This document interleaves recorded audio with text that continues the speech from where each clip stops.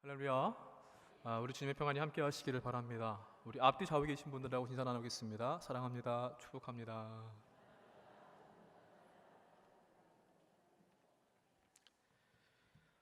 미국 텍사스에 살고 있는 한 부자가 자기 집 뒤뜰에 있는 이 큰 정원과 수영장으로 마을 사람들 전부를 초대했습니다. 수영장 안에는 피라냐라고 하는 육식 물고기 수백 마리를 풀어 놓았습니다. 그리고 부자가 마을 사람들한테 이렇게 제안을 합니다.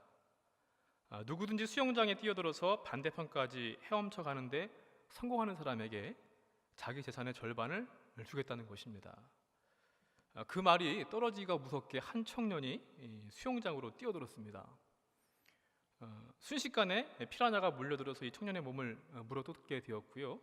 그럼에도 불구하고 피투성이가 되면서도 이를 악물고 건너편까지 도달하는데 성공을 하게 되었습니다. 그리고 부자가 청년에게 물었습니다. 내 재산 절반을 줄까? 아니면 내 딸을 줄까? 이렇게 물었습니다. 그때 이 청년이 씩씩거리면서 말을 합니다. 당신 재산도 싫고 당신 딸도 싫습니다. 나를 뒤에서 밀어낸 사람만 찾으면 됩니다. 이렇게 말을 했답니다. 이 청년은요, 본인이 기뻐서 뛰어든 것이 아니라 누가 뒤에서 밀어서 뛰어든 것이었습니다. 여러분, 믿음 생활이라고 하는 것은요, 누가 밀어서 할 수 있는 것이 아닙니다. 내가 기뻐서 하는 것이고요, 억지로가 아니라 하나님을 사랑하기 때문에 내가 기꺼이 뛰어드는 사람, 그게 바로 성도의 모습입니다. 만약 그렇지 않다고 한다면 그 믿음이 얼마나 갈 수 있을 것이고 또 얼마나 행복할 수 있겠습니까?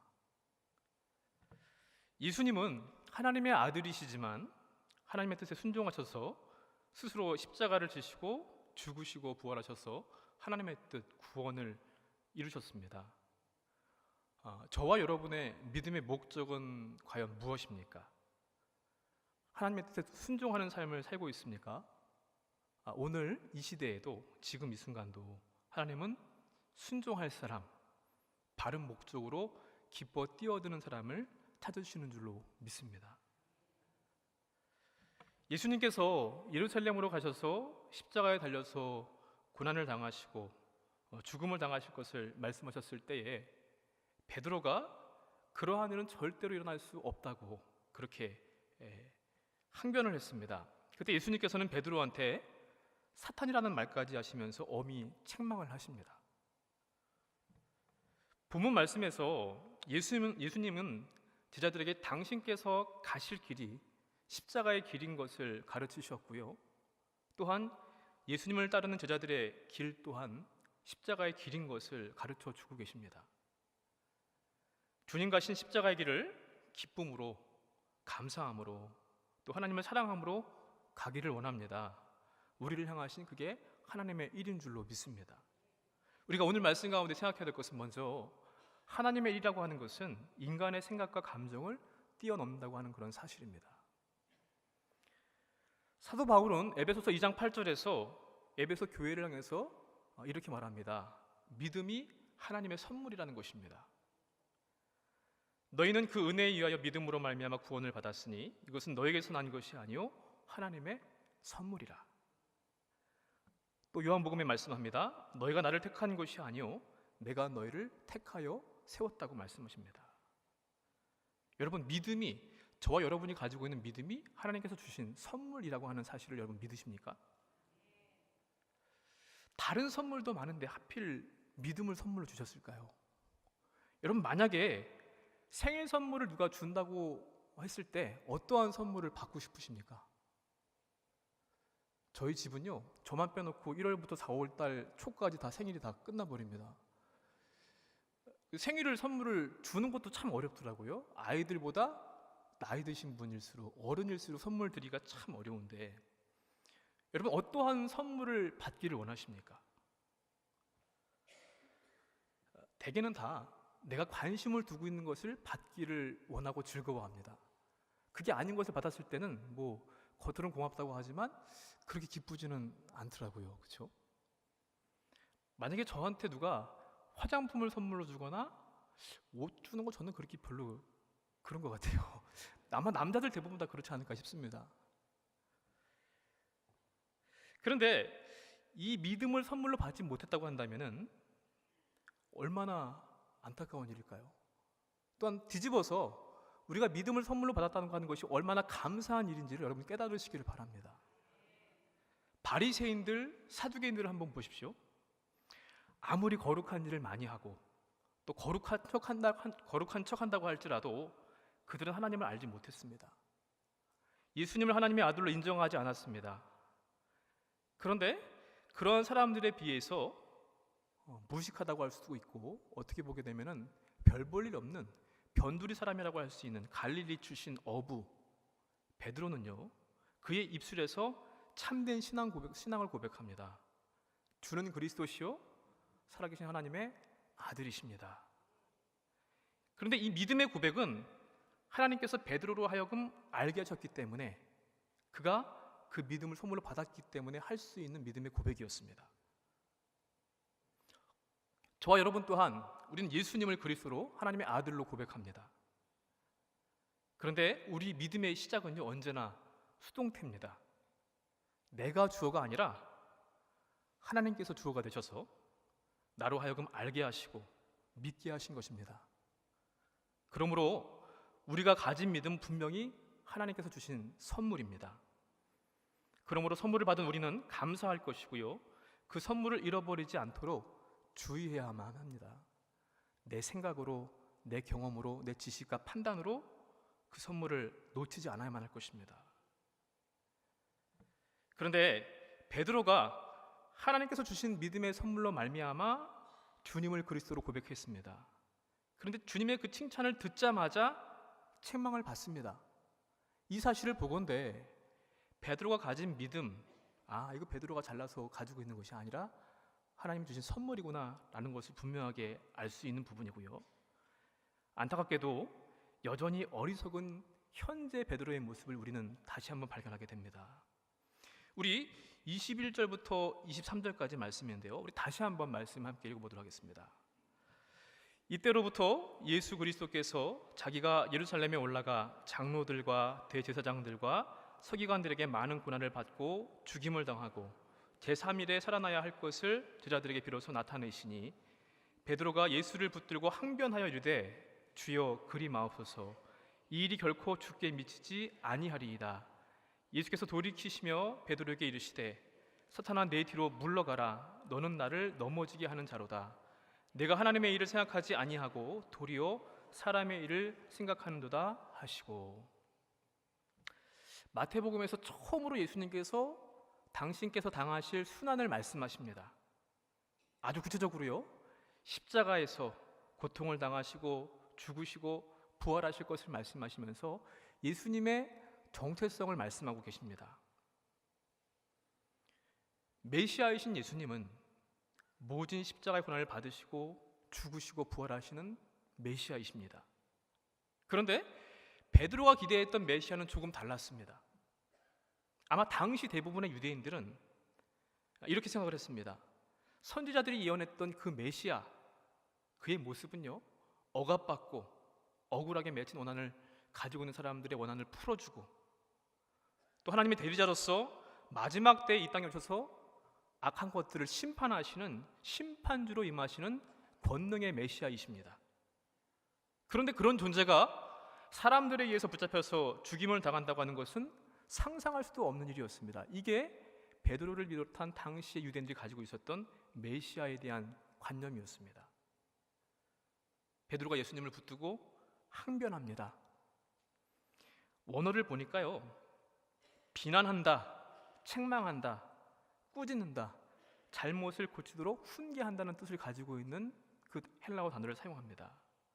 그만큼 베드로가 얼마나 예수님의 십자가의 길을 반대했는지를 알 수 있는 부분인데요, 그러나 어떠한 뜻으로 해석을 한다고 할지라도 감히 피조물인 인간이 창조주이신 하나님을, 또 제자인 사람이 스승을 향해서 할 수 있는 그런 말은 아닙니다. 그런데 얼핏 생각하게 되면 베드로의 말은 정말 옳은 말입니다. 합리적인 말입니다. 또한 거짓이 아니라 진심을 담은 예수님을 위해서 하는 말인 것은 우리가 이해할 수 있는 부분입니다. 그런데 주님은 이러한 베드로의 마음을 헤아려 주시지는 않고 사탄이라는 말까지 하셨으니 인간적인 입장에서 보게 되었을 때 얼마나 섭섭했겠습니까? 그런데 이게 바로 인간의 무지함이고요, 우리가 가지고 있는 한계를 드러낸 행동이었습니다. 심지어는 그것은 사탄의 꾀임입니다. 왜냐하면 하나님의 구원의 계획을 가로막는 것이고요, 예수님께서 가시는 십자가의 순종의 길을 방해하는 것이기 때문에 사탄이라는 말까지 들을 수밖에 없게 된 것입니다. 사탄아, 내 뒤로 물러가라. 예수님께서 이렇게 강한 어조로 사람을 책망하신 일이 얼마나 있었습니까? 거의 없는 일인데 정말 창피한 일이고 모욕적인 일이었을 것입니다. 그만큼 우리는 베드로를 향하신 주님의 책망의 말씀에 귀를 기울여야만 합니다. 소위 우리 마음에 가지고 있는 인간적인 감정, 진심이라고 하는 것들, 이런 것들이 하나님의 일을 결코 대신할 수는 없다는 것입니다. 내가 가지고 있는 상식이 있습니다. 경험이 있습니다. 감정이 있습니다. 생각하는 것들이 있습니다. 그러나 그것은 어디까지나 혈육적인 것이고요, 이 땅의 문제이지 하나님의 뜻과 연결되는 것은 결코 아닙니다. 진심이라고 하는 것, 충성이라고 하는 것, 이렇게 연약하고 감정적인 부분을 사탄이 노리고 있는 가장 교묘한 틈새임을 여러분 기억하십시오. 성도를 무너뜨릴 수 있는 가장 강력한 무기가 바로 이러한 것들입니다. 근데 사실 우리가 현실에서 믿음의 생활을 하게 되었을 때요, 베드로의 고백 같은 것조차도 하지 못할 때가 얼마나 많이 있습니까?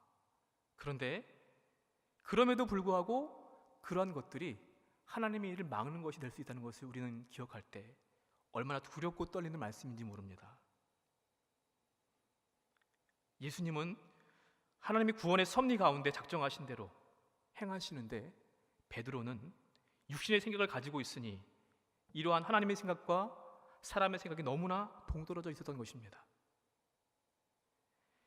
예수님을 믿는다고 하는 것은요, 인간의 진심과 진정과 같은 감정까지도 버리는 일입니다. 여러분, 신앙은 인본주의가 아니라 신본주의입니다. 우리가 인본주의 신앙을 가지고 있을 때에 교회 안에서조차도 다툼이 있습니다. 주의를 하면서도 싸웁니다. 서로 하나님의 뜻이라고 우기면서 타협점을 찾을 수가 없습니다. 사랑하는 성도 여러분, 주님의 계획과 뜻을 인간적인 감정과 생각으로 혹시 나도 모르게 반대한 적은 없습니까? 하나님의 뜻은 우리의 상식과 경험과 감정과 생각을 벗어나서 고난받는 메시아 예수님의 십자가의 죽으심과 부활입니다. 우리는 한순간의 감정이나 신앙 고백으로 살아갈 수 없습니다. 매일 나 자신을 부인하고 자기 십자가를 지고 주님을 따라가야만 합니다. 하나님은 우리가 이렇게 하나님의 뜻을 영적인 관점에서 이해하고 순종하며 동참하기를 원하시는데요, 매일 나를 어떻게 죽일 수 있습니까? 내 생각과 내 계획이 나를 사로잡기 위해서는 결코 안 될 것입니다. 주님의 생각이, 주님의 계획이 나를 이끄셔야만 합니다. 매 순간 성령 하나님께 내 자리를 내어드리시기를 바랍니다. 그것이 사탄의 모습을 하지 않는 것이고요, 하나님의 뜻을 올바로 분별할 수 있는 지혜와 명철을 구하십시오. 우리 판단을 내려놓고 나의 한계를 인정하면서 내 감정과 생각과 경험과 지식까지도 그것을 벗어나서 영적인 관점으로 주님의 일을 바라보는 저와 여러분이 되시기를 주의 이름으로 축복합니다. 두 번째로, 하나님의 일은요, 십자가를 지고 주님을 따르는 것입니다. 하나님의 일을 하기 위해서는 예수님처럼 자기를 부인하고 십자가를 지고 주님을 따라야만 합니다.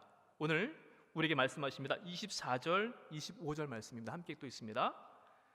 이에 예수께서 제자들에게 이르시되 누구든지 나를 따라오려거든 자기를 부인하고 자기 십자가를 지고 나를 따를 것이니라. 누구든지 제 목숨을 구원하고자 하면 잃을 것이요 누구든지 나를 위하여 제 목숨을 잃으면 찾으리라. 아멘. 십자가 없는 우리 기독교 신앙은 있을 수 없고요, 십자가 없는 구원은 있을 수 없습니다. 특별히 내일부터 사순절 특별 새벽 기도회가 진행되는데요, 이번 기도의 주제가 십자가 순례입니다. 수많은 십자가들을 보면서 각각의 가지고 있는 하나님의 메시지가 있을 것인데요, 그런데 십자가의 의미와 가치가 상실된 오늘날 이 시대에 우리에게 이 말씀은 어떻게 다가오고 있습니까? 우리가 무지해서, 오해해서 잘못된 십자가를 가지고 있지는 않은지 모르겠습니다. 먼저 십자가에 대해서 알고는 있지만 진짜 알미 아니라 무지하고 오해하는 것이 있습니다. 십자가는 좋은 것입니다. 은혜로운 것입니다. 그런데 전혀 맞지 않는 것으로 이 십자가를 표현합니다. 예를 들어서 여러분, 가장 속썩이는 사람들 뭐라고 표현하십니까? 믿음을 가지는 분들, 저 인간이 내 십자가야, 그죠? 또 어떠한 어려운 일을 만났을 때 그게 내 십자가라고 그렇게 이야기를 합니다. 그냥 나에게 힘들고 어려운 일, 그러한 사람, 그런 사건들을 우리가 십자가라고 부르는데, 감히 하나님의 생각이 담겨있는, 하나님의 뜻이 담겨있는 그 십자가를 망령되이 사용할 수 없어야 될 것입니다. 그리고 이 십자가의 의미를 안다고 할지라도 을에 거부 반응을 보이는 것이 우리 보통의 모습입니다. 사람들은 누구나 자기 자신의 죄와 마주하는 것을 싫어합니다. 그래서 십자가 앞에 서는 것을 거부하고요, 내 것을 포기하지 않으려고 하고, 고난에 처하는 것이 싫어서, 내 자아가 죽어지는 것이 싫어서 십자가를 거부합니다. 하나님께서는 이 십자가의 하나님의 일을, 그 구원의 계획을 태초부터 준비하셨습니다. 성자 예수님은 태초로부터 성부 하나님과 함께 하시면서 자발적으로 기쁨으로 그 십자가의 계획을 순종하시고 그 십자가를 지셨습니다. 물론 예수님께도 그분이 하나님의 아들이시라고 해서 고통이 없었던 것은 아닙니다. 참 하나님이시지만 참 인간이기도 하셨기 때문에 예수님께도 십자가는 말할 수 없는 극심한 고통이었습니다. 겟세마네의 기도를 우리가 기억한다고 한다면 우리가 그것을 알 수 있는 부분이죠. 그러나 그럼에도 불구하고 예수님은 십자가를 향해서 나아가십니다. 기꺼이 당신의 목숨을 내어주신 희생을 우리에게 은혜로 주신 것이라 그렇게 믿습니다. 왜냐하면 그 길만이 우리를 구원할 수 있는 길이기 때문이고, 십자가의 죽음 너머의 부활과 구원과 영생이 있음을 아셨기 때문입니다. 그런데 제자들은 그 십자가 너머에 있는 하나님의 뜻을 보지 못했습니다. 그래서 주님은 베드로를 향해서 사탄이라는 말씀을 하시면서까지 꾸짖으신 것입니다. 예수님은 오늘 우리에게도, 제자들에게도 모두가 다 십자가를 져야 한다고 말씀하십니다. 사랑하는 제자이지만 이 사탄아라는 소리를 하시면서까지 하고 싶으셨던 말씀, 너희들도 나처럼 십자가를 지고 따르라는 주님의 가르침이었습니다. 누구든지 나를 따라오려거든 자기를 부인하고 자기 십자가를 지고 나를 따를 것이니라. 그런데 우리가 살고 있는 이 세상은요, 편리한 것을 추구하고 합리적인 것을 추구합니다. 우리가 일상에서 원하는 것이 사실 이런 것들 아닙니까? 어떻게 하면 좀 더 편할 수 있고, 어떻게 하면 더 합리적일 수 있을 것인가? 이것을 위해서 공부를 하고 돈을 벌어야만 하고요, 건강해야 하고, 친구들도 많아야 하고, 때로는 나름대로의 노후도 미리 준비해야만 합니다. 그것을 생각하면서 만약에 이러한 것들을 염두에 둔다고 하면요, 지금 십자가를 지시려고 하는 예수님의 발길을 막아야만 합니다. 굳이 만약에 그 길을 가시겠다고 한다면 좀 더 힘을 얻은 다음에 예루살렘 종교권력과 맞설 수 있는 능력을 가질 수 있을 때까지, 영적인 카리스마를 확보할 수 있을 때까지, 인적, 물적 토대를 확보할 때까지 조금 기다렸다가 그 다음에 가셔도 늦지 않습니다. 그런데 이 모든 것들이 다 사람의 일이라는 것입니다. 그러나 예수님은 그런 길을 택하지 않으셨습니다. 고난과 십자가의 죽음이 기다린다고 할지라도 예루살렘으로 들어가는 하나님의 일을 택하셨습니다. 예수님이 그 길을 가시겠다고 하시는 것은 예수님 당신의 운명을 자신의 계획과 뜻이 아니라 하나님의 손에 맡기겠다는 그런 의미입니다. 한국계 최초로 노벨문학상 후보에 오른 재미작가 김국 씨라는 분이 계십니다. 이분이 쓴 책 가운데 순교자라고 하는 그런 책이 있는데 우리나라 6.25 전쟁 때를 배경으로 합니다. 거기에 나오는 내용인데요, 이 전쟁 가운데 14명의 목사님들이 인민군에 의해서 체포가 되었습니다. 수많은 고난과 고통과 고문을 당합니다.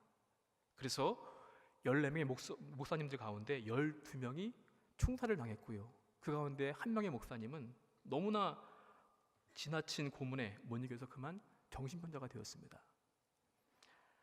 한 분의 목사님만이 살아서 교회로 돌아오시게 됩니다. 그런데 그 살아 돌아온 목사님을 향하는 교인들의 마음, 또 교인들의 마음이, 마을 사람들의 마음이 얼마나 냉담한지 모릅니다. 왜냐하면 배신자라는 것입니다.